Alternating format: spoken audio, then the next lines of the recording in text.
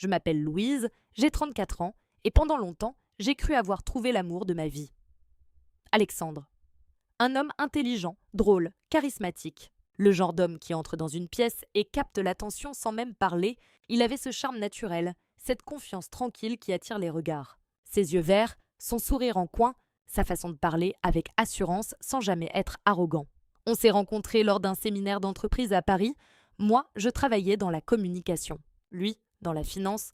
2 univers différents, mais une connexion immédiate. C'était un de ces moments où le monde autour semble s'estomper, où une conversation avec un inconnu devient soudain la chose la plus importante. Au début, c'était évident, fluide, naturel. Il me faisait rire.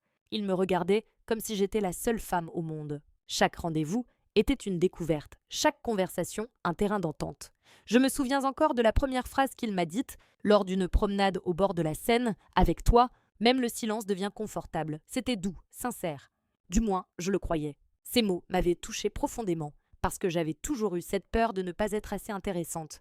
Avec lui, je me sentais enfin vue, comprise, choisie. Nous avons emménagé ensemble à Lyon après 1 an de relation. Un appartement lumineux, près du parc de la Tête d'Or. 3 pièces avec de hauts plafonds, de grandes fenêtres qui donnaient sur les arbres. Je me disais, voilà, c'est ça, la vie d'adulte heureuse.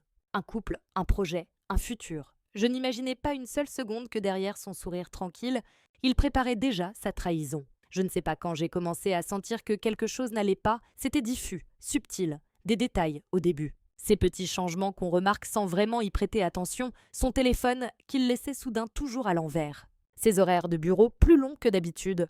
Il rentrait tard, parfois épuisé, parfois d'une humeur étrangement joyeuse. Un parfum de femme sur sa chemise qu'il justifiait avec un rire nerveux, tu sais. Dans les open space, les gens passent après, on s'imprègne de tout et n'importe quoi. J'ai voulu le croire. Parce que quand on aime, on préfère se tromper plutôt que d'avoir raison. Je ne voulais pas devenir cette personne jalouse, suspicieuse, qui fouille et qui doute. Puis il a commencé à s'éloigner, moins de gestes tendres, moins de regards, moins de nous. Les baisers du matin sont devenus mécaniques, les soirées devant un film silencieuses et lourdes. Les conversations se sont réduites à des échanges pratiques. Je sentais qu'il était là sans être présent. Et cette absence silencieuse faisait plus mal que n'importe quelle dispute. J'ai essayé de lui parler, mais il esquivait. Tout va bien. Je suis juste stressée au boulot. Un jeudi soir, il m'avait dit qu'il restait tard au travail pour finaliser un dossier important, rien d'anormal. J'avais l'habitude. Mais ce soir-là, quelque chose m'a poussée à lui envoyer un message. « Tu veux que je t'apporte à manger ?» Pas de réponse. 2 heures plus tard, toujours rien. Et puis, sur un réflexe, j'ai ouvert son ordinateur. Je ne l'avais jamais fait avant. Je respectais son espace. Mais ce soir-là, mon instinct m'a brûlé les doigts. Il avait oublié de fermer sa messagerie professionnelle. Et le premier mail, tout en haut, venait d'une certaine Clara, une collègue. Le message disait « Merci pour hier soir. J'ai encore ton odeur sur moi. À demain, mon amour. » J'ai senti mon cœur s'arrêter. Mes mains tremblaient tellement que j'ai failli faire tomber la souris. Mon souffle s'est coupé, j'ai lu et relu ces mots, comme si je cherchais une autre explication. Peut-être que c'était une blague. Peut-être que je comprenais mal, mais non. Il n'y en avait pas. L'homme que j'aimais, celui en qui j'avais confiance, avait une autre vie au bureau avec elle. Ce n'était pas une aventure d'un soir. C'était une relation. Il l'appelait mon amour. J'ai commencé à faire défiler les mails.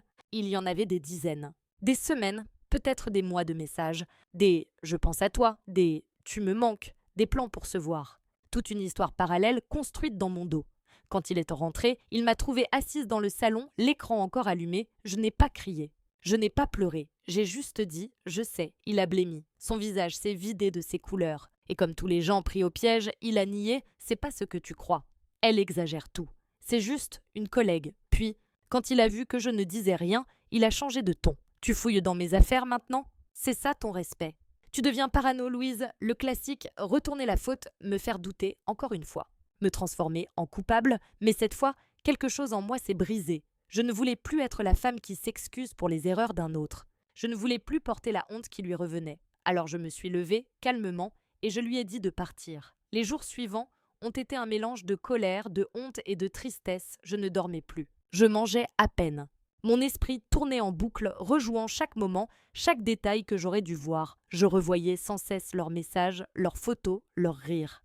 Je les imaginais ensemble, dans des restaurants où ils ne m'avaient jamais emmenée. Et surtout, je me posais la question que se posent toutes les femmes trompées. Qu'est-ce qu'elle a que je n'ai pas ? Et c'est ça le plus cruel, parce qu'en plus d'être blessé, on se sent diminué, on croit qu'on n'était pas assez belle, pas assez drôle, pas assez. Tout, on se dissèque, on se juge, on cherche le défaut qui a poussé l'autre à aller voir ailleurs. Comme si c'était notre faute. Mais la vérité, c'est que l'infidélité ne parle pas de ce qui manque chez toi, elle parle de ce qui manque chez l'autre, de son incapacité à être honnête, de son besoin constant d'être admiré, désiré, de sa lâcheté à affronter ce qui ne va pas dans la relation. Ce n'était pas moi le problème. C'était lui. Quelques semaines plus tard, il est revenu, avec des fleurs, bien sûr, des roses rouges, mes préférées, et un discours parfait, bien rodé. Je regrette, Louise. C'était une erreur. Elle ne compte pas. C'est toi que j'aime. On peut tout recommencer. Je l'ai écouté sans bouger et pour la première fois, j'ai vu clair. J'ai vu un homme qui ne supportait pas de perdre, pas un homme qui regrettait, il voulait simplement garder son confort, son image, son contrôle. Il voulait continuer à avoir sa vie bien rangée, sa petite amie stable à la maison et probablement ses aventures à côté. Il ne m'aimait pas. Il aimait l'idée de moi. L'idée d'avoir quelqu'un qui l'attendait, qui lui faisait à manger, qui partageait les factures. Alors je lui ai dit doucement « Tu ne m'aimes pas. Tu t'aimes à travers moi. » Il n'a rien répondu, il a pris son sac, celui avec ses affaires que j'avais préparées, et il est parti, et moi, je suis restée là, seule, mais enfin libre. Les mois qui ont suivi ont été difficiles. Il a fallu réapprendre à vivre sans méfiance, réapprendre à ne pas sursauter quand un téléphone sonnait, à ne pas imaginer le pire quand quelqu'un rentrait tard. Il a fallu réapprendre à me faire confiance, à écouter mon intuition sans la minimiser, à me respecter assez pour poser des limites. J'ai recommencé à voir mes amies, celles que j'avais un peu délaissées. On a parlé pendant des heures, bu du vin, ri et pleuré. Elles m'ont rappelé qui j'étais avant lui, je suis sortie, j'ai redécouvert Lyon, les quais du Rhône au coucher du soleil, les petits restaurants cachés dans le vieux Lyon, les concerts dans les bars, j'ai repris le sport. D'abord juste des marches, puis du yoga, puis de la course. J'ai redécouvert mon corps comme mon espace à moi, ma force. Je me suis inscrite à un cours de céramique. J'ai adopté un chat. Un petit roux que j'ai appelé Milo. Des petites choses, simples mais essentielles. Et surtout, j'ai arrêté de me demander pourquoi. Parce qu'il n'y a pas toujours une raison logique à la trahison. Parfois, les gens détruisent ce qu'ils ne comprennent pas. Parfois, ils sabotent le bonheur parce qu'ils ont peur de le mériter. Et ce n'est pas notre travail de comprendre leur chaos. C'est notre travail de nous en protéger. Aujourd'hui, quand je repense à cette histoire, je ne ressens plus de colère, juste de la gratitude, parce qu'en partant, j'ai retrouvé celle que j'étais avant lui, et même mieux, une version plus forte, plus lucide, plus libre. J'ai appris que l'amour ne devrait jamais nous faire douter de notre valeur, que la solitude vaut mieux qu'une mauvaise compagnie, que la confiance se mérite et qu'une fois brisée, elle ne se recolle pas avec des mots. J'ai appris que je pouvais survivre à la douleur, à la trahison, à la perte, et qu'au bout du tunnel, il y avait une vie plus vraie. Alors si toi qui écoutes cette vidéo, tu vis la même chose, si tu sens que quelque chose te ronge, que ton intuition te parle, écoute-la. Ne laisse personne te faire croire que tu es folle, parano, trop sensible. Ton instinct sait, ton cœur sait quand il est trahi. Et surtout, ne laisse jamais la peur de la solitude te faire rester dans une histoire où tu n'existes plus. Parce que vivre seul, ce n'est pas être abandonné. C'est parfois se choisir. On ne mérite pas de partager un amour à deux visages. Tu mérites quelqu'un qui te choisit même quand personne ne regarde. Quelqu'un qui te dit la vérité même quand c'est difficile. Quelqu'un qui construit avec toi au lieu de détruire dans ton dos. Je m'appelle Louise et un jour, j'ai dit stop à un amour partagé. Depuis, je n'ai plus peur d'être seule parce qu'au fond, je ne me suis jamais sentie aussi entière.